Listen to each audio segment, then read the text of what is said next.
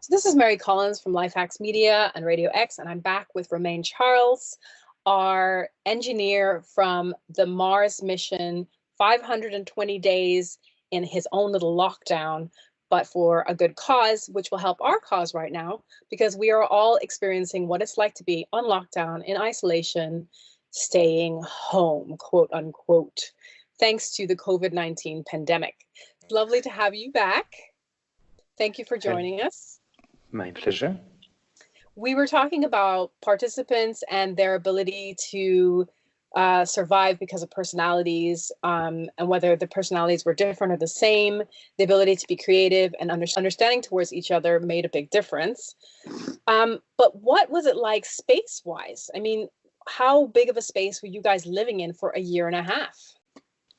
So we were living in, you have to imagine 3 big metallic cylinders, sealed cylinders with no windows. The biggest one was a storage module, and it was filled with shelves with all the food, all the clothes, all the devices for the mission.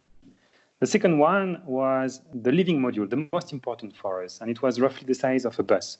And inside this living module, we had 6 rooms, 1 bathroom, 1 control room, 1 kitchen, and 1 living room. And the third one, the smallest one, was the medical module, which was also our work module where we would do our experiments. And that's where we lived for a year and a half. That's crazy. That's crazy. And so everything you said was sealed. So there was no fresh air.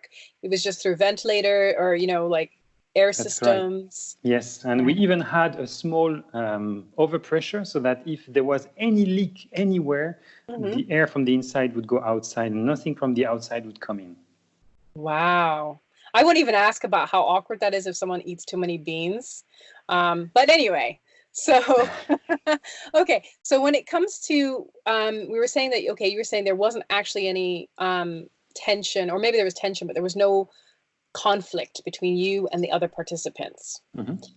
Do you think that had something to do with your schedules, with like having jobs and assignments to do on a regular basis?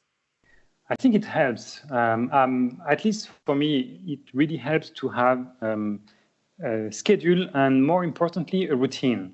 We had our work. That was our schedule. So every week we'd receive the work for the next week. And all of us had personal activities that we planned for ourselves that would fill up this free time, these 8 hours of free time that we had. And it really gave us enough to do.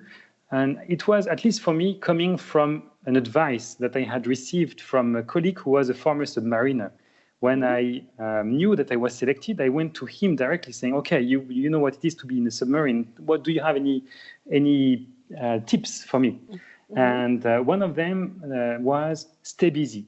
Always have something to do. Plan many things for yourself, even if it's just reading a book or watching a video, but plan a lot so that you don't have the time to just sit and think, because that's when it becomes harder. And so that's what I did. I was finishing every day with the idea that, okay, I didn't do that and that, so okay, tomorrow I have to work harder and get the day through, and it helped to go through, because I was living in the present, 1 day plus 1 day plus 1 day. In the end, it made 520 days. Okay, so having some sort of schedule would be one of your top hacks. Yes, okay. Some routine. However, there is a danger here, is that when you have this schedule and this routine that you do, after some time, every day is like the previous one. And you end up in some kind of routine which brings monotony and can bring more boredom, and it becomes hard. It's harder to find energy to do your things.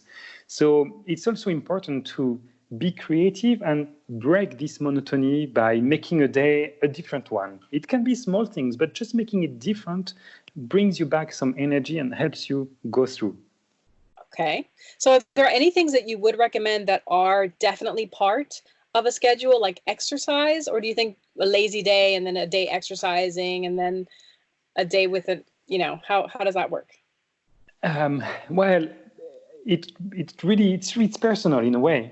In Master 100, for me, I was spending a lot of time communicating without the outside, staying in touch with the loved ones was very important for me.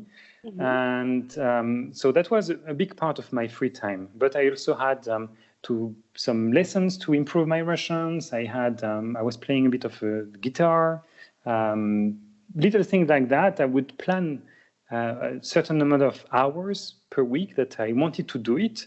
And I would, tap myself in the back when I had done what I had expected from myself. But some of the guys had a very different way of spending those times. It was, for some of them, mainly reading technical books. They were spending a lot of time reading those huge volumes. So it depends on the person. What is important is more finding a routine that works for you, that helps you go through those days, that keeps you busy, and that you can do in confinement. Okay, perfect. So listeners and those who are going to watch this video of fantastic hacks from Romain, which is have a schedule, but don't be too strict with yourself. Have some flexibility, shake it up a little bit, and don't get too upset if other family members or people in your household aren't following what you think is the best routine. We're very stressed at the minute because maybe we think that person could fix, there's a big meme going around about the DIY joke, with partners. Yes. Like, oh, you were promising to build a shelf, buddy. Now's your chance. So, but that's the thing, right? You can't dictate what other people should be doing, and it only causes more stress. So take the time to make your own little schedule. And like you said, Romain, pat yourself on the back if you get through some of the difficult stuff that you thought, you couldn't. And then reward yourself with the, the food, maybe not the food binge. With just the some exercise. Free time, something you enjoy. Some free time. Right, exactly. With some free time.